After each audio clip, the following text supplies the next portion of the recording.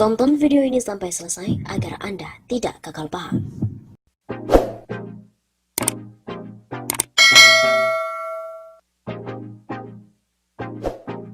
Jokowi dikatai keturunan anjing, netizen pun ngadu ke polisi. Presiden Jokowi dikatai keturunan anjing dan babi dalam sebuah postingan di TikTok.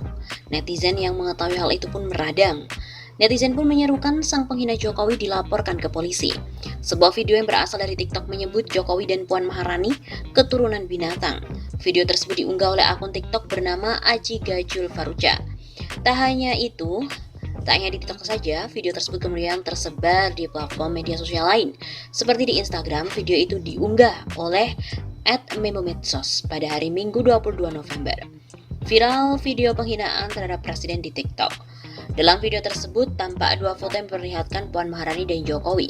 Foto Puan tampak sedang bersama beberapa orang. Sementara Jokowi terlihat bersama dengan Wapres Ma'ruf Amin dan Sekretariat Kabinet Pramono Anung sedang masuk ruang rapat di istana. Lalu terdapat tulisan "Ini keturunan anjing babi" yang tertera di tengah-tengah bingkai video tersebut. Saat ditelusuri, akun TikTok @ajigajulfaruja itu tidak dapat ditemukan. Namun akun TikTok @kz12 mengunggah ulang video tersebut dengan narasi yang menghina Jokowi. Video tersebut pun ramai mendapatkan respon warganet. Rata-rata warganet menyayangkan sikap pencipta video tersebut. Mereka pun meminta pihak yang berwajib untuk segera menangkapnya. Ini memang negara demokrasi, bebas berpendapat. Tapi kalau yang berpendapat semena-mena ya jangan mengamuk kalau ketangkap. Asik, langsung diproses yang beginian ini. Tolong ya Pak Polisi, di mana engkau tunjukkan kinerjamu, tangkap dan proses hukum.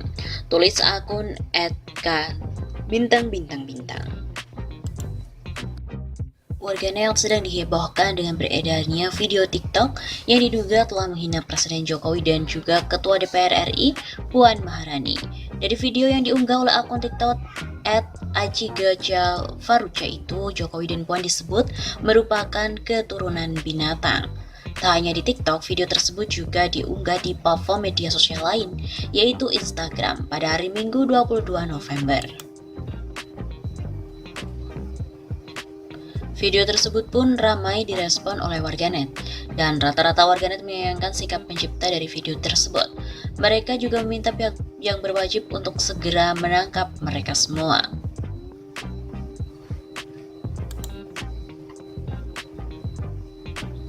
Memang penghinaan pada Presiden Joko Widodo kembali terjadi, dan kali ini penghinaan terhadap Presiden Jokowi terjadi di media sosial TikTok. Tak hanya menghina Presiden Jokowi, namun juga penghinaan dialami oleh Puan Maharani. Dalam video tersebut tertulis bahwa Jokowi dan Puan Maharani merupakan keturunan binatang. Berdasarkan penelusuran, video itu diunggah oleh akun TikTok @ajigajulfaruja, namun saat ini nama akun itu ketika diketik di kolom pencarian sudah tidak ada. Namun akun @kz12 mengunggah video yang telah menghina Jokowi tersebut. Dalam video itu terlihat dua foto yang menunjukkan sosok Puan Maharani dan Jokowi. Pada foto pertama terlihat Puan Maharani bersama dengan sejumlah orang. Sedangkan pada foto yang kedua terlihat Jokowi bersama dengan Wakil Presiden Ma'ruf Amin yang memasuki ruang rapat di istana. Memang, hal yang membuat tercengang dalam video slide pendek itu memuat sebuah tulisan yang tidak pantas dan menyebutkan keturunan binatang. Netizen yang melihat unggahan viral tersebut pun juga lantas menyampaikan berbagai respon.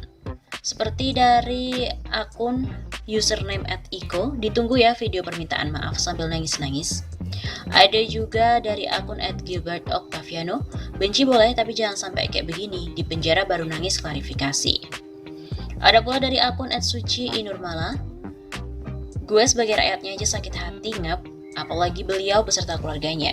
Gue doain semoga lo cepet sadar dan gue tunggu video klarifikasi dari lo.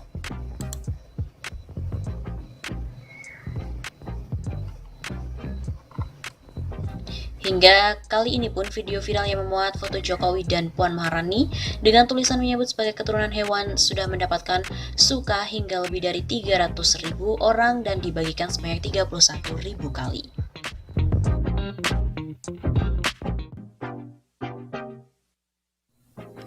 Undang-Undang Cipta Kerja ternyata ditemukan pasal selundupan.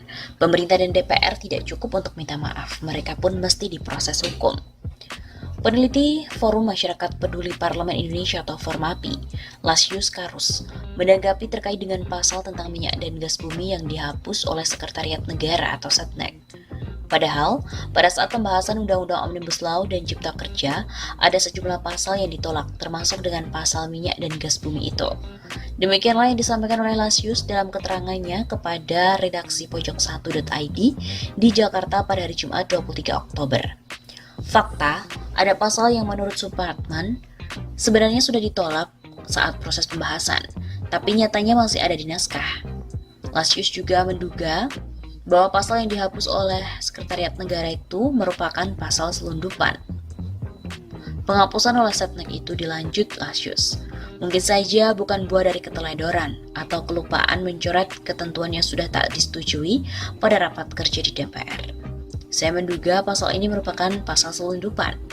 Ia juga menyebutkan di balik kekacauan pengesahan Undang-Undang Cipta Kerja, ada niat jahat yang selumbungkan. Hal tersebut, kata Lasius, terlihat dari penghapusan pasal oleh Setnek. Saya melihat ada potensi kejahatan di balik kekacauan naskah dan berikut isi Undang-Undang Cipta Kerja ini sebagaimana terungkap mulai penghapusan pasal oleh Setnek.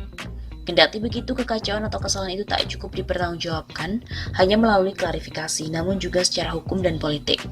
Terhadap fakta adanya penghapusan pasal dan juga pengakuan dari DPR, yang saya kira klarifikasi saja tak cukup. Kekacauan atau kesalahan itu harus dipertanggungjawabkan secara hukum dan politik. Ia pun meminta kepada para penegak hukum atau kepolisian untuk menyelidiki motif di balik keberadaan pasal yang dihapus oleh Setnek itu. Secara hukum, kami kira penegak hukum seperti kepolisian atau kejaksaan bisa menelusuri proses pembentukan Undang-Undang Cipta Kerja ini untuk membuktikan motif keberadaan pasal yang dihapus. Sebelumnya, Ketua Balek Badan Legislasi DPR RI, Supratman Andi Aktas, juga mengangkat bahwa seputar pasal terkait dengan Omnibus Law, yaitu minyak dan gas bumi yang hilang dari draft Undang-Undang Cipta Kerja terbaru yang sudah dipegang oleh pemerintah. Menurutnya, pasal 46 Undang-Undang Nomor 2 Tahun 2001 tentang minyak dan gas bumi itu memang seharusnya dihapus dari Undang-Undang Cipta Kerja karena terkait tugas Badan Pengatur Hilir atau BPH Migas. Terkait pasal 46 yang dikoreksi itu benar.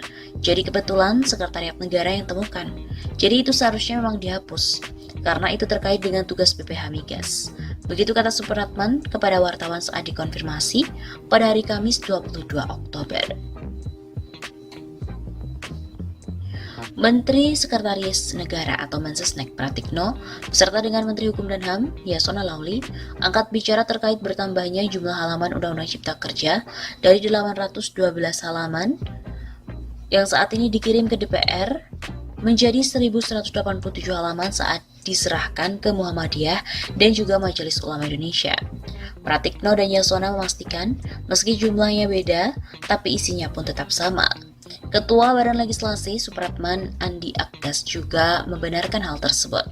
Namun dia menyebut ada satu pasal yang dicabut dari naskah tersebut. Aduh, bisa rame lagi nih. Menurut Pratikno, isi naskah yang disiapkan Kementerian Sekretaris Negara atau Kemensesnek sebanyak 1187 halaman sama dengan yang disampaikan oleh DPR. Substansinya sama dengan naskah yang disampaikan DPR kepada Presiden. Tegas Pratikno melalui pesan singkat kepada wartawan.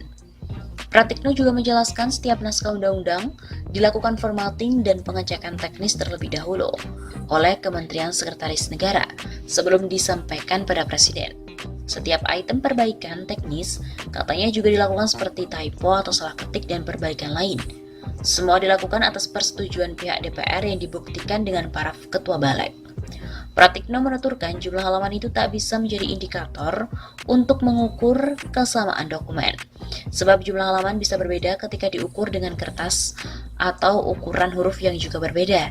Mengukur kesamaan dokumen dengan indikator jumlah halaman itu bisa misleading. Naskah yang sama, diformat pada ukuran kertas berbeda, dengan margin berbeda, dan font berbeda akan menghasilkan jumlah halaman yang berbeda. Pratikno juga menegaskan, setiap naskah undang-undang yang ditandatangani oleh Presiden dilakukan dalam format kertas Presiden dengan ukuran yang baku. Pernyataan yang sama disampaikan Menteri Hukum dan HAM Yasona Lauli.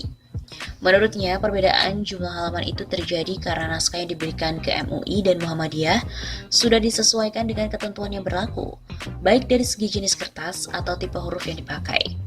Jenis kertas, spasi lebih jarang, font berbeda dengan yang ada dari DPR.